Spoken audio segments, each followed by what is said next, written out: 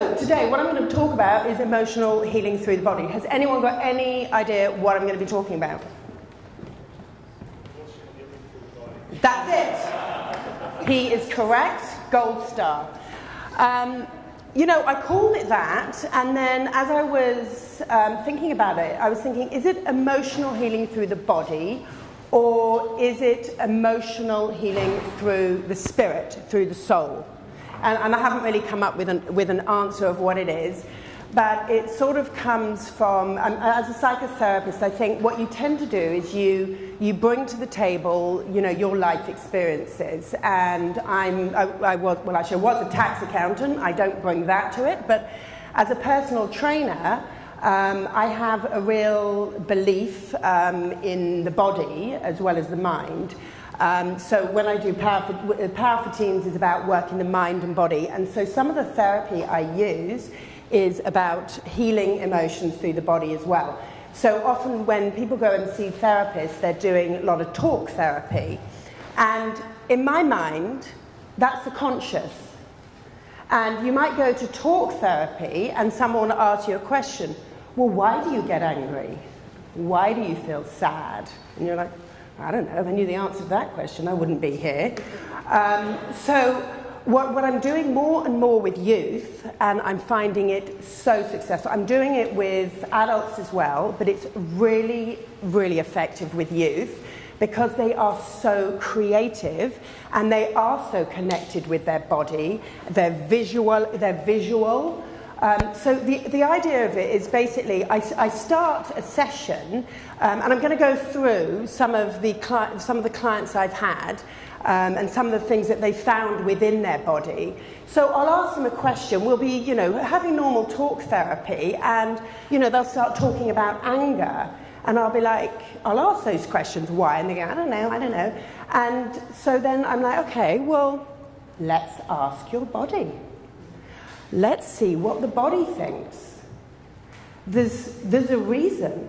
There's a reason for everything. It's just your mind doesn't know. So let's ask the body. And the whole concept of this, for me, comes from the idea that the world is going like this. It's getting faster and faster and faster and faster and faster. Everything is speeding up, and our minds are going crazy. And so we need to slow them down. Like this generation of youth, I just find totally remarkable. They're intelligent, they're knowledgeable. We don't even need to teach them anything anymore because they have all the information. Our jobs as teachers is really now to inspire, give passion, and motivate. And so what I've noticed with these kids, and I think from when the panel were talking, one of the questions was, why is this happening? Why is mental health happening? It's happening because it's going so fast and we can't slow it down. And the problem is we have lost the access to our body. We have lost the ability to feel. And so this is the work I'm doing, is getting them, and it's the mindfulness too, getting them back into their body, meditating with them, getting their felt senses, and finding that to discover it around their body. And when I work with them, we go into a meditation and I close my eyes and they start talking to me about this thing that exists within them. And I'm there and I see it with them and I'm like, oh, okay. Let's focus on that. Like, let's make it bigger. So, what colour is it now? When you know, expand it, expand that feeling, and they go, oh, well, actually, it's just changed colour. Oh, it's okay. Let's talk to it. They talk to it. Has it got a message? So you ask them all these questions, and it's absolutely unbelievable what these kids find out. So one of the things that I just want you to think about, like one of the things I was thinking, and I was doing this, and I think everybody has this switch in their brain. And I mean, maybe there's some psychotherapeutical term for it, but I sort of think in my brain, it's like a light switch. And I can even visualize it. It's a big white one, and it goes across my brain into rational brain. So if I was standing here doing my presentation, when this switch is on rational brain, it's likely people are going to be interested in this topic because they're here. It's a mental health thing. This is a mental health presentation. It's my rational brain. When I've talked about these experiences before, people like them. But this switch can just go the other side, which is my emotional brain, and it can go, I'm scared shitless, this is fear. And when you start focusing on that switch, and you look, you know, now the rational brain is gone, but on that switch of fear, you start thinking about that fear, go into your body with that fear. What's it about? Why am I standing here with fear?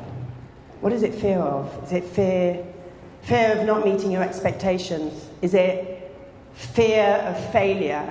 Is it, I know what it is. It's that I think I'm not quite good enough. So, it's all this process of the psychotherapy. So, actually, if we can go to the bowling ball, this was, so that was my concept on the, this bowling ball. This was discovered in the brain of a 10-year-old child. And she came in because her mother didn't know what to do with her. She got angry, smashed things up, and just go crazy. So I said, well, let's go in there. What is it?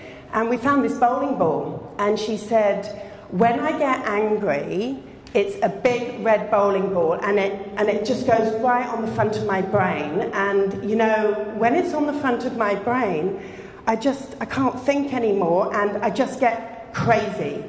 And so we started exploring this ball, and I'm like, oh my God, it's on the frontal cortex of her brain, her rational brain.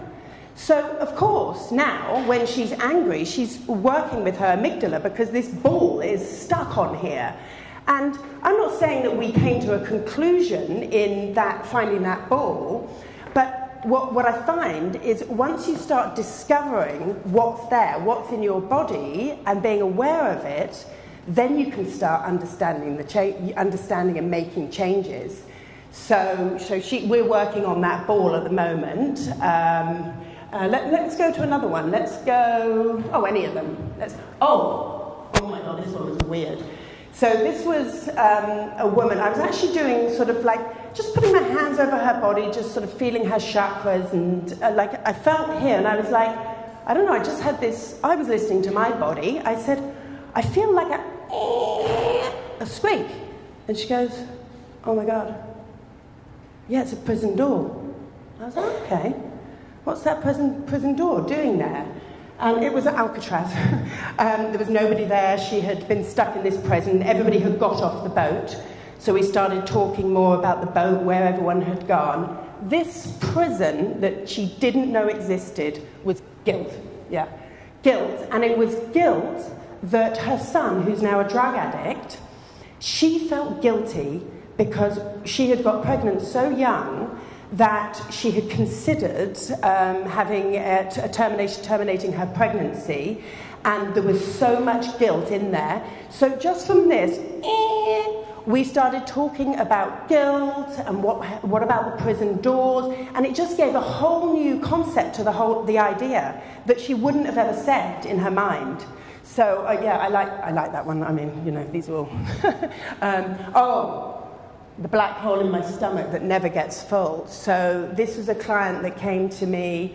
She struggling with, I don't know yet if it's an addiction. I call it addiction, but her parents really want her to lose weight. I don't think she really cares so much. But anyway, she couldn't stop eating, can't stop eating, and she says, you know, I just never get full. I never get full. And so I was like, well, what's that about? I said, you know, why? I mean, you know, you must be full eventually. She said, oh, I don't know why. I mean, what an odd question. So let's go explore. She says it's like a big hole in my stomach.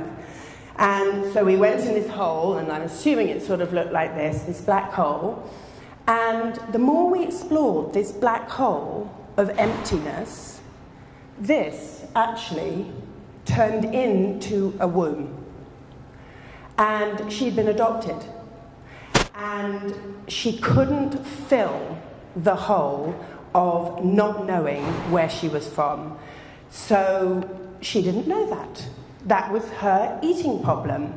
And so if we start just writing recognizing that, just knowing that that's where it comes from, she's now going to be on a journey of maybe she'll consider finding her birth parents or whatever.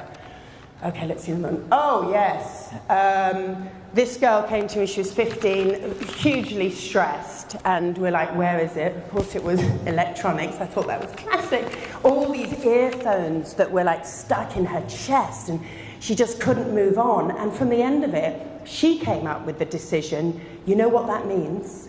It's technology. Technology is causing me huge stress.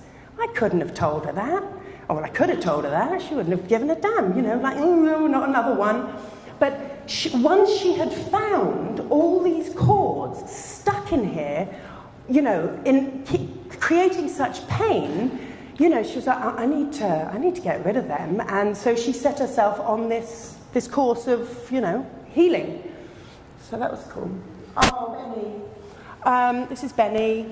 Now, we found Benny in, a girl came to me, she had really bad social anxiety, and I asked her to find it in her body, and there was crabs that were running, oh actually no, it was just one crab, it was just Benny, he even had a name, and he would walk up and down her legs, sometimes he would go up and down, or whatever, and the more we talked about Benny was a healer, Benny was a great beetle for her, and because what he did in situations of social anxiety is he would just give little pinches on her body and push her forward. He was really helpful. So when she got the social anxiety, he would just give little pushes and little pinches here. So we loved Benny. We were trying to sort of like get him to find a girlfriend and mate him and, like get him all over the body and come up with all this stuff. And they love this. This makes sense to kids. Okay, these ones, this isn't actually what it looked like, but I couldn't find exactly what it looked like. But this girl, she said, I'm stuck. I cannot move forward. Okay. Why? What are you doing? I don't know, I can't move forward. Well, what can you not move forward with? All these complicated questions with this very small brain that's 20% of the capacity of all of this subconscious that lives in every cell of our body. Stupid questions.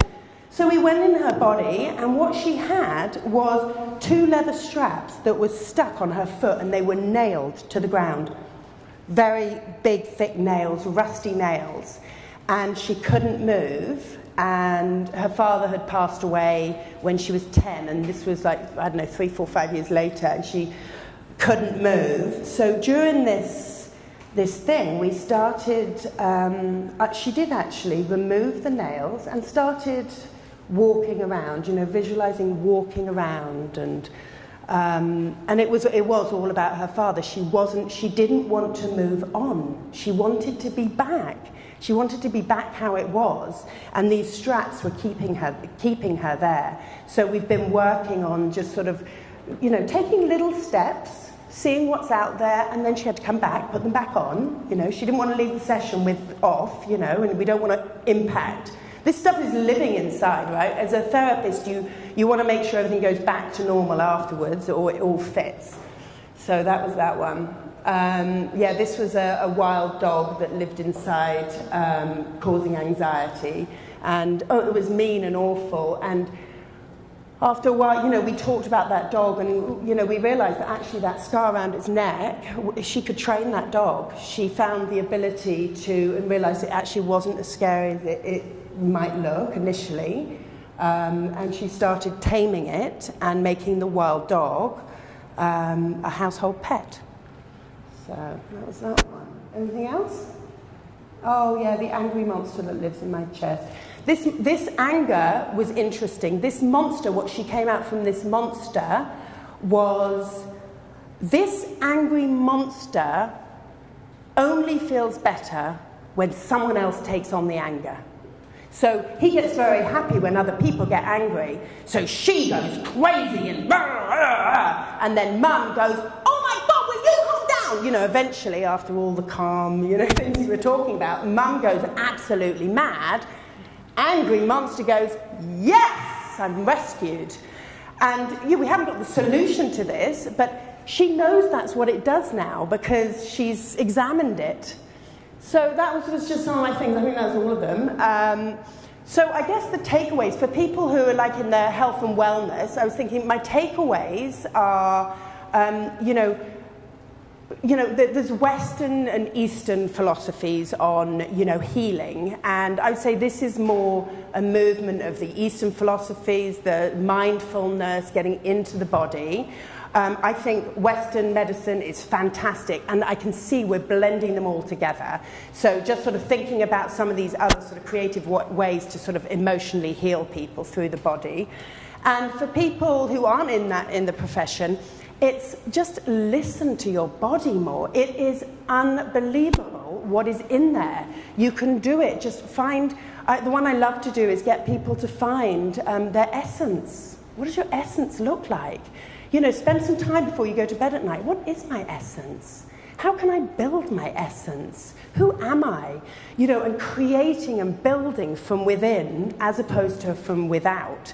Build it, create it, make it beautiful, move it around you. And when I was talking about the world going faster and faster and faster and faster, the only way to slow it down, and we can slow it down, we are all energetically connected with the earth. We can slow the earth down if we slow down. Slow down, take a breath. Stop talking sometimes. I keep telling myself that. It's impossible. Have I done like 10 hours? Goodbye, that is the message.